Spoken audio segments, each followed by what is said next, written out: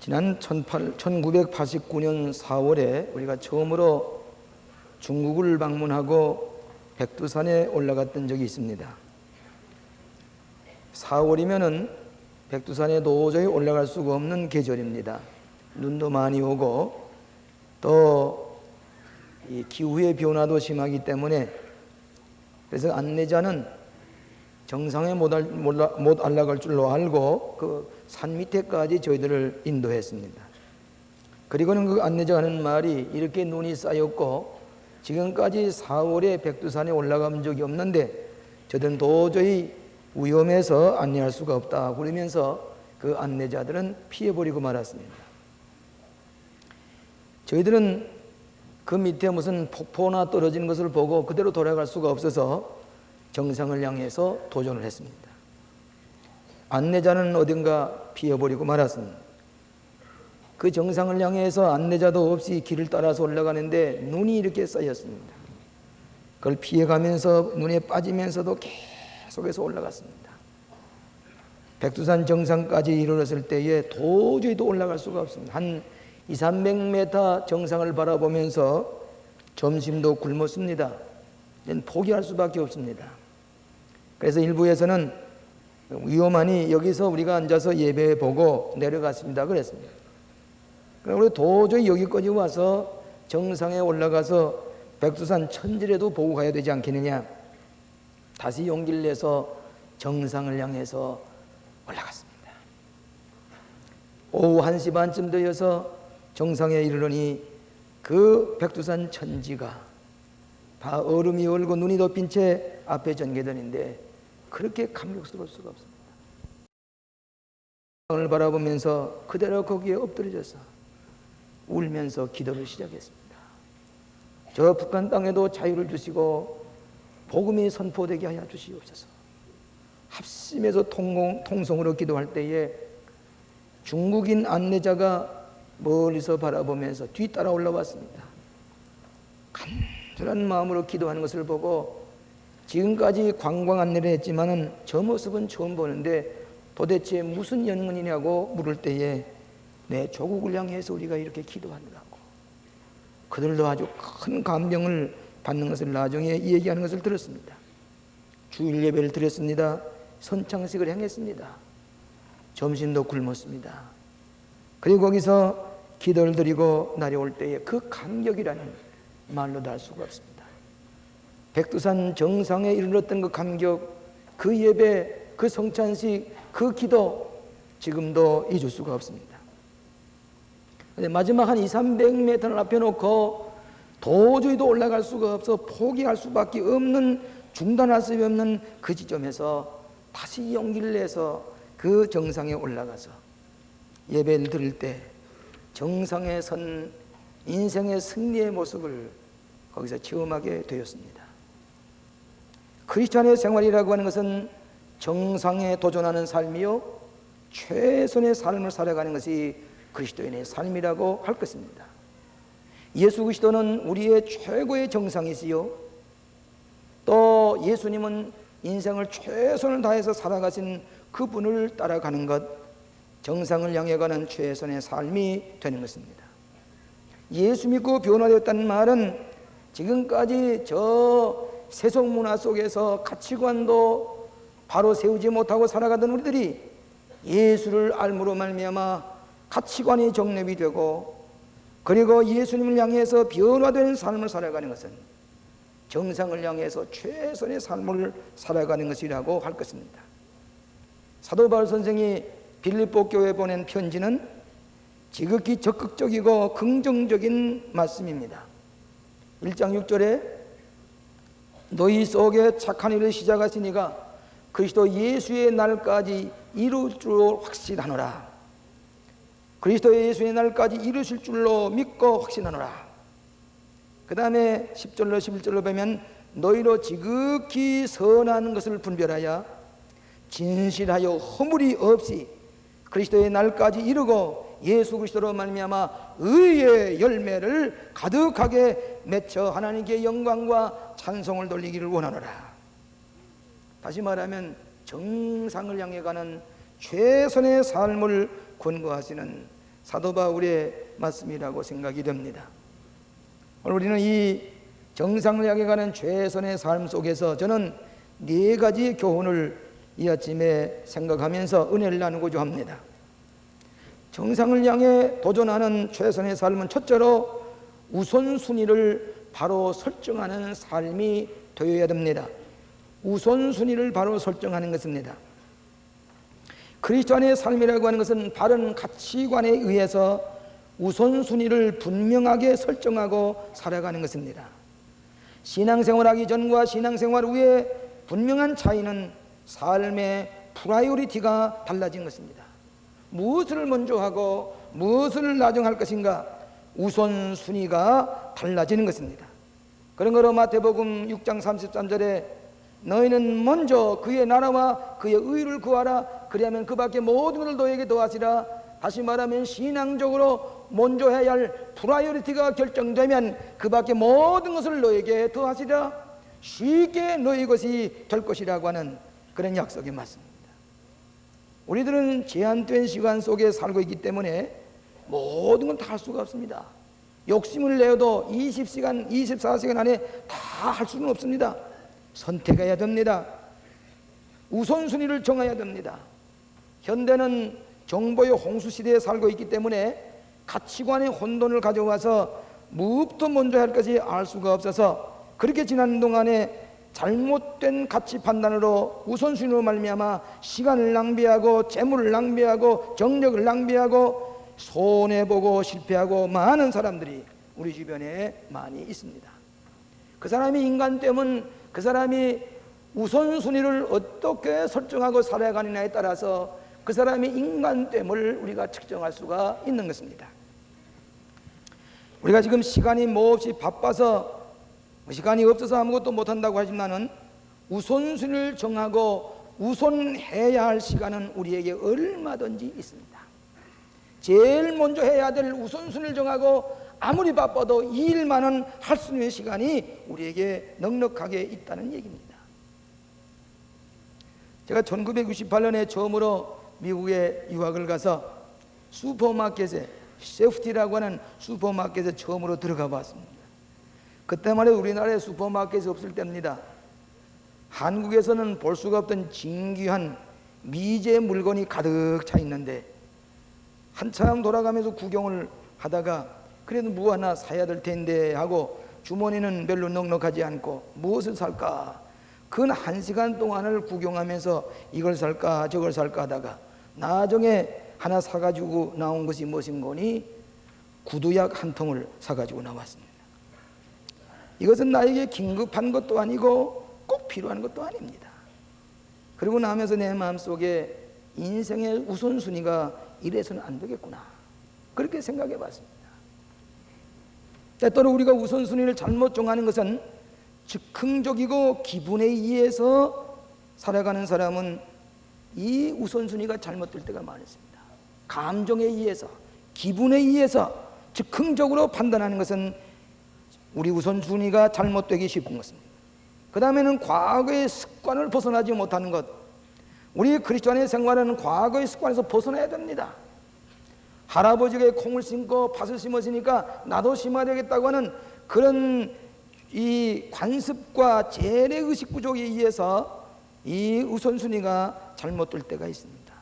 그 다음에 우리 주위의 유혹에 의해서, 매스컴에 의해서 아주 무비판적으로 강요를 당할 때에 자기도 모르는 사이에 우선순위가 뒤바뀔 때가 있습니다.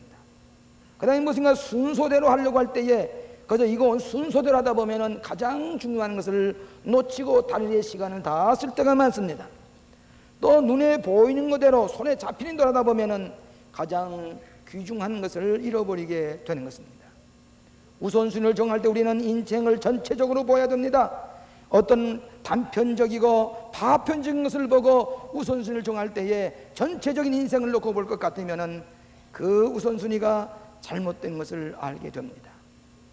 우리 교회에 어떤 전문가의 입장에서 그것만을 전문하는 것으로 인생을 아주 목적을 삼고 살아오던 분이 우리 교회에 와서 예수를 믿었습니다. 자기는 지금까지 단편적인 것, 전문적인 것, 그것에 의해서 인생을 살아가려고 했지만은 교회 와서 예수를 믿고 보니까 인생을 전체적으로 볼 수가 있게 됐습니다. 인생이 무엇이냐는 전반적으로 하나님의 눈으로 인생을 보게 될 때에 내가 지금까지 생각했던 조그마한 판단이 얼마나 어리석고 그야말로 이 참새의 눈과 같은 눈을 가지고 인생을 판단했느냐. 그래서 이제부터는 인생을 전체적으로 보고 삶의 프라이어리티를 정해서 살아가는 그런 깨달음이 있었던 것을 고백하는 것을 들었습니다. 오늘 사랑하시는 여러분, 우리가 정상량에 가는 사람은 프라이어리티가 바로 되어야 됩니다. 너희로 선한 것을 분별하여 진실하며 허물이 없이 살아가노라. 성경 말씀에 입각한 가치관을 설정해 살아갈 때에 지극히 비현실적인 것 같고 손해를 보는 것 같고 그것은 아무것도 아닌 것 같지만은 그것이 결국은 실패가 아니라 성공적인 정상에 이르는 지름길이요 약속의 말씀대로 우선순위의 정상에 이르는 삶을 살아가게 되는 것이 교훈의 말씀인 줄로 믿습니다. 두 번째로는 확신이 있는 삶입니다. 인생은 확신을 가지고 살아가야 될 텐데 오늘 많은 사람이 확신이 없이 그날 그저 충격에 의해서 떠밀려서 살아가는 인생이 많이 있습니다. 불확실성의 인생이라는 말을 하고 있습니다만은 불확실성을 가지고 이리저리 살다 보면은 삶의 결실이 아무것도 없습니다. 크리스찬의 삶이라고 하는 것은 확신을 가지고 최선을 다해 살아가는 것을 말합니다. 너희 속에 착한 일을 시작하신 이가 그리스도의 날까지 이루실 줄로 확신하노라. 최선의 삶을 살아가는 것은 예수님과 함께 하나님의 뜻을 따라서 꼭 성취될 줄로 믿고 최선을 다해서 살아가는 삶입니다. 그리스도의 삶은 그저 되는 대로 어물어물 살아가는 게 아니라 포커스를 두고 비전을 가지고 오늘 내일 최선을 다해서 달려가는 삶이 되는 것입니다. 우리 광림 수도원에 최근에 기도 공원이 거의 완공 단계에 이르러서 제가 토요일에 기도하면서 그 기도 공원을 다 올라보며 많은 은혜를 받습니다. 그렇게 은혜를 쏠 수가 없습니다. 겟세마네 동산에서 기도하시는 모습을 보며 그 옆에 이 조각은 누구누구가 부모님을 위해서 기증한 것입니다 할 때에 그 기증한 분의 이름과 함께 그렇게 돋보일 수가 없습니다. 그러면 기도하면서 올라가다가 거기에 많은 나무들을 심었습니다. 아주 수종개량을 했습니다. 비싼 나무, 잣나무, 소나무를 갖다 심었는데 그 소나무에다가 지주목을, 버팀목을 세워놨는데 이것이 최근에 보니까 산줄 안에 죽은 나무가 많습니다. 왜 그런 거니? 그 뿌리가 그 흙에 접근이 되지 못하기 때문에 뿌리가 그 흙과 떨어져 있기 때문에 누렇게 되어서 뽑아버릴 수밖에 없는 나무를 보았습니다. 오늘 우리가 확신 있는 삶이라고 하는 것은 우리의 삶의 뿌리가 믿음에 굳게 나려진 접근된 분명한 흔들리지 아니하는 확신이 있는 삶을 살아가는 사람만이 정상에 이를 수가 있다고 하는 교훈입니다. 최근에 우리 교회에 대학 입시를 앞에는 부모님들이 저녁마다 모여서 춤이 마르도록 눈물을 뿌리면서 기도하는 걸 볼 때에 측은해서 볼 수가 없습니다. 자식을 위한 부모님의 지극한 기도, 그 정성, 우리가 무엇으로도 비길 수가 없는 부모님의 간절한 기도를 보면서 같이 기도를 했습니다. 2년 전입니다.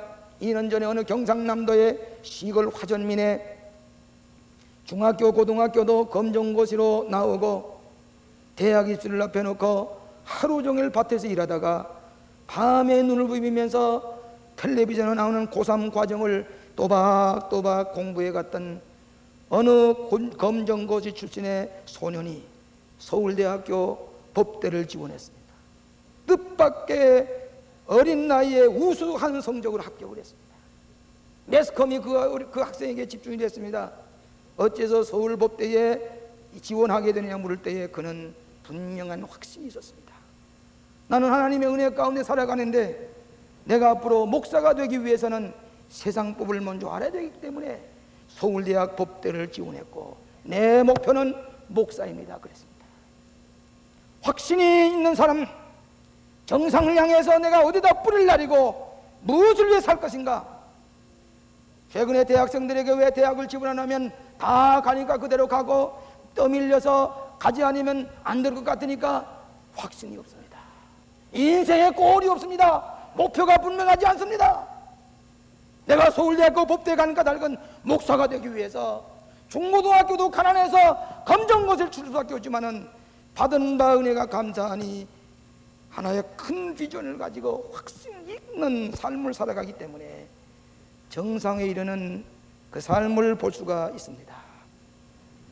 최선의 삶은 확신 있는 삶입니다. 너희 속에 착한 일을 시작하시니가 그리스도 예수의 날까지 이룰 줄을 확신하노라. 세 번째로는 열심히 있는 삶입니다. 정상을 향해 가는 삶은 최선의 삶이요, 최선의 삶은 열심히 있어야 됩니다. 여러분, 인생을 한번 살아가되 열심히 살아야 됩니다. 그저 긴가민가 남의 인생 살아가지 않습니다. 내 소중한 시간, 내 정력을 바쳐 살아가는 이 고귀한 인생, 적극적으로, 창조적으로, 생산적으로 내가 하루 살아면 하루 삶에 대한 분명한 결과가 있는, 영향력 있는, 창조적인, 결심 있는 삶을 살아가야 하는 것인데, 이것은 바로 열심히 살아가는 겁니다. 열심은 무엇으로도 대체할 수가 없습니다. 지혜로도 재간으로도 열심을 바꿀 수가 없습니다. 오늘 최근에 우리나라의 큰 병통은 뭐인 거니? 인생을 열심히 살려고 하지 아니하고 즉흥적으로 놀면서 살아가려고 하는 사람들입니다. 우리나라가 경제적인 부흥으로 세계의 기적을 일으키는 나라로 소문이 났을 때는 열심히 했습니다. 저 사우디아라비아의 사막에 길을 낼 때에 밤에 그 횃불을 들고 밤 가는 줄 모르고 길 닦는 것 보고 그 중동에 있는 지도자들이 감탄을 하면서 여기 와서 일 좀 해주시오, 여기 와서 일을 좀 해주시오 그랬습니다. 최근에 와서 우리는 구태 열심히 일할 거 뭐이느냐, 놀면서 부지런하게 일할 건 뭐이느냐, 되는 대로 살아가자고 하는 천박한 삶 때문에 우리나라 경제가 지금 뒤떨어지고 있습니다. 점점 뒤떨어지고 남에게 조속거리가 되고 있습니다. 노동의 신성성을 잃어버렸습니다. 어려운 일, 더러운 일 하지 않으려고 합니다. 쉽게 살아가려고 하는 것은 정상에 이를 수가 없습니다. 구태여 그렇게 할 게 뭐 있느냐? 목회에도 뭐 그렇게 구태여 모스크바에 가서 센터를 세우고 에스토니아에 가고 중국의 교회를 세우고 농촌교회를 세우고 군인교회를 세워주고 장학금을 대주고 일본의 선교사를 파송하고 일본의 학생들 다리다가 공부를 시키고 그렇게 밤낮 농어촌을 도와주는, 그렇게 할 필요가 뭐 있느냐? 오늘 많은 사람들이 이런 풍조 가운데서 우리의 경제와 우리의 인생관이 퇴폐해지고 뒤떨어지는 이 모습은 삶에 대한 열정을 잃어버리고 있는 것입니다. 뒤떨어질 수밖에 없습니다. 남에게 열심히 사니 많지, 내가 열심히 사는 많지 그 흔적은 자식들에게 나타나고 손자들에게 나타나고 주위 환경에 나타나게 마련입니다. 열심히 살아서 남에게 주는 것 없습니다. 다 저축이 되는 것이고 결과가 있는 법입니다. 우리 교회 참 늘 사랑하고 우리 교회를 간 데마다 강의 때마다 말씀하신 우리 피터 웨그너 박사, 세계적인 교회 성장학자가, 제가 미국에 갔을 때 그분이 저녁을 초대했습니다. 갔더니 그 사모님이 연어를 쪄서, 난 생전 그런 음식을 처음 먹어봤어. 정성껏 만찬을 열어서 그래 식사를 드는데 딸만 셋이 있습니다. 그래 자녀들을 소개하는데 아마 내 생각에는 UCL에 다니거나 무슨 법관이 되거나 혹은 무슨 저 하버드에 다니거나 그렇게 소개하는 줄 알고, 그러고서 했더니 소개하는데 이 맏딸은 용접공입니다. 용접공입니다. 오늘도 하루 종일 용접을 하다 왔습니다. 이 보호 안경을 두고서 용접을 하다가 지금 와서 세수하고 식탁에 둘렀는데, 그런데 그 아버지 피터 웨그너 박사가 그렇게 자랑스럽게 자기가 용접공으로 보람을 느끼는 그 딸을 보고서 자랑스럽게 손을 봤습니다. 용접공이면 어떻습니까? 청소부는 어떻습니까? 오늘 우리가 인생관이 자기가 하는 데 가치관을 가지고 열심히 사는 인생이 되어야 합니다. 거기에 정상이 이룰 수가 있습니다. 우리 속에 역사하신 하나님이 나와 같이 계신다고 할 때에 무엇을 하든지 누가 뭐라 그래도 노동의 신성성을 깨닫고 열심히 일하는 여기에 정상에 이를 수가 있게 되는 것입니다. 지붕을 뜯는 사람, 내 사람이 중풍병자를 메고 와서 주님께 가서 치유를 받으려고 하지만은 가까이 갈 수가 없으니 땀을 흘리면서 그 중풍병을 들고 지붕에 올라가서 지붕에 구멍을 뚫고 그를 내려서 예수님 앞에 내려놔둘 때에 예수님은 저의 믿음을 보시고 그 열심, 하나의 생명을 살리기 위한 열심, 이것이 기적을 일으키게 하는 것입니다. 우리 인생도 우리의 삶에서 최선을 다하는 열심히 살아갈 때에 생각지도 않았던 기적이 나타나게 되는 것을 믿으시기를 바랍니다. 인생을 허술하게 살려고 하고 인생을 객관적으로 살아가려고 하고 인생을 쉽게 살아가는 사람에게는 기적은 나타나지 않습니다. 열심히 살아가는, 그리스도 안에서 열심히 살아가는 정상을 향해 도전하는 사람에게 하나님께서 주시는 기적이 나타나게 될 줄로 믿습니다. 열심히 살아가는 잃어버린 성공하는 사람들에게 물어보면 거의가 다 성공의 비결이 뭐냐면 하드워크, 워크 하드, 열심히 일하는 사람만이 정상을 차지하는 진리를 우리 다시 한번 깨달아야 될 것입니다. 마지막으로 마무리를 잘하는 삶이 되어야 되겠습니다. 마무리를 잘해야 되겠습니다. 예수 그리스도로 말미암아 의의 열매가 가득 차게 한다. 열매를 맺는다는 말은 마무리를 잘하는 인생을 말합니다. 우리가 매해 삶의 마무리를 하고 다음 해를 맞이합니다. 앞으로 한 달밖에 남지 않은 이 한 해를 마무리를 잘하는 이 깨끗하고 의롭고 바른 삶의 결실로 마무리 짓는 우리들이 되어야 되겠습니다. 최근에 무역 적자를 많이 내서 신문마다 떠듭니다. 그런데 우리나라 제품이 저 해외 나가서 경쟁력을 상실하는 가장 중요한 원인은 무엇인 거니? 제품의 마무리가 잘 되지 않았다는 얘기입니다. 마무리. 제품을 이 단축구능 하나에도 마무리가 잘 되어야 되고 무슨 실밥이 붙어있지 않아야 되고 우리나라 자동차도 다 좋지만은 얘기하면은 마무리 작업에 무엇인가 잘못된 것이 않느냐 그런 얘기를 하는 것을 들었습니다. 오늘 사랑하시는 여러분, 우리의 인생도 마무리를 잘해야 됩니다. 처음에는 놀란 것 같지만은 갈라디아 교인들을 향해서 바울이 말한 대로 영으로 시작하였다가 육체로 마치려고 하느냐, 이 어리석은 갈라디아 사람아, 인생의 마무리를 제대로 짓지 못하는 어리석은 인생을 이 갈라디아 교인을 향해서 바울이 말씀했습니다. 저는 지난 주간에 교역자들이 모여서 새 임원들을 선출했습니다. 새로운 집사님, 새로운 권사님을 선출하고 다른 교회에서 이명 오신 분들 전부 다 보는 가운데 한 분의 지도자를 놓고 전도사님, 목사님, 전도사 한 100여 분이 앉아서 이분이 과연 집사가 될 만한가? 집사의 자격이 없는 사람이 집사가 되면은 그 따라온 사람에게 악영향을 끼쳐서 교회 전체가 잘못되기 쉬우니 바른 지도를 세워야 되겠다. 책임적인 지도자가 되어야 되겠다. 그래서 그 이름을 놓고 사진을 놓고 전도를 얼마나 하고 트리니티를 얼마나 하고 또 그 다음에 11전 어떻게 하고 모든 데이터를 컴퓨터에 나온 것을 하나하나 줘서 이제 대조해 가면서 이 사람은 집사가 될 만합니다. 가만히 보면 깜짝 놀라. 이분의 교회 나온 지 얼마 되지 않았는데 이렇게 진실하게 분명하게 책임지고 신앙생활하는 분이니 두말 하나 배웠습니다. 집사님으로 통과됩니다. 추천하는 겁니다. 또 그 다음에 권사님으로 틀림없습니다. 용서하시길 바랍니다. 어떤 분은 가만히 보면 낯이 익은 분이고 사진에는 그 얼굴이라든지 모든 게 참 그렇게 잘 되어진 가정인다마는 보니까 마무리가 되어 있질 않아. 처음에 한두 달은 11절 내지만 나중에 마무리가 되어 있질 않아. 그리고 다른 것도 보면 이 트리니티도 보면 처음에 시작했다가 아무런 결과가 없어요. 인생은 오늘 일년을 살아도 마지막까지 자기가 해야 할 책임을 마무리 짓고 넘어갈 때 한 계단 한 계단 한 계단 정상을 향해서 올라가게 되는 것입니다.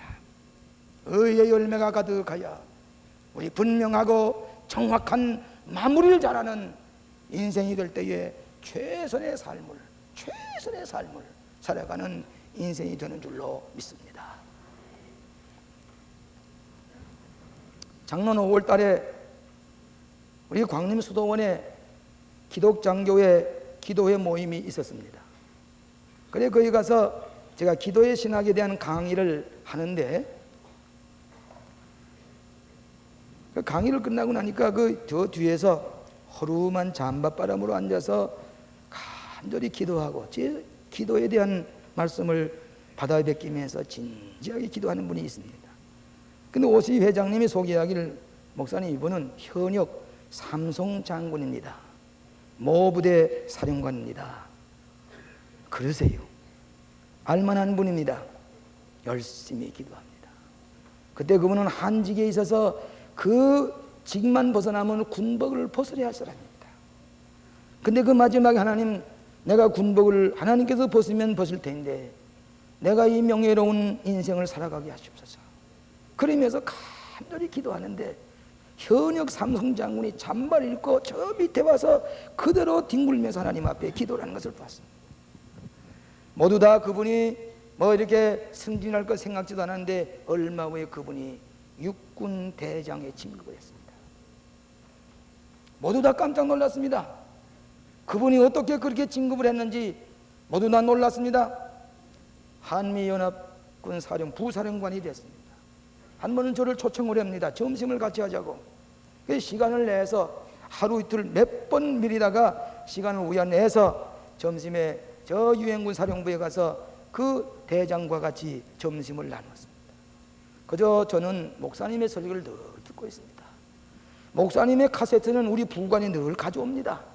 그래서 늘 가지면 작전 지휘하러 갈 때도 엮고 듣고 갑니다. 제가 목사님의 설교 은혜를 받습니다. 그러면서 그 신앙이 뭐 보통 신앙이, 형식적인 신앙이 아니라 뿌리가 깊은 신앙입니다. 그분은 모교회 장로가 됐습니다. 그런데 다 점심 싸고 난 다음에는, 목사님 죄송합니다마는 제가 이 군목을 어떻게 하면 사기를 높여서 군복음을 할 수 있을까 생각하다가 이 군목님들에게 저 성지순례를 가져오도록 그렇게 작정을 해서 지금 내외관이 2가정씩 보내는데, 목사님 이 중위대위들 좀 사기가 올라가도록 군목님들이 군대 저 성지를 갔다 하면 설교 내용이 달라질 것입니다. 의욕이 넘칠 것입니다. 그분들에게 성지순례를 갖도록 좀 도와주시면 어겠습니까? 한 1,000만 원이면 내외관이 2가정이 갈 수가 있습니다. 그렇습니까? 하야지요. 김장원 목사님도 앉아서 같이 그렇게 하십시다. 그래서 우리가 1,000만 원을 보냈습니다.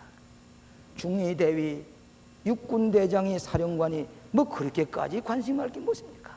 나는 그 말을 들으면서 그 한 영혼이라도 정신을 바로잡기 위해서는 복음이 바로되어야 되고, 정신이 바로되기 위해서는 영적으로 새로워졌는데, 그러기 위해서는 군목들이 살아야 되겠다고 하는 생각을 가지고 중위대위의 성지순례에 관심을 가지고 그러면서 애타게 호소하는 걸 들을 때에 하야지요.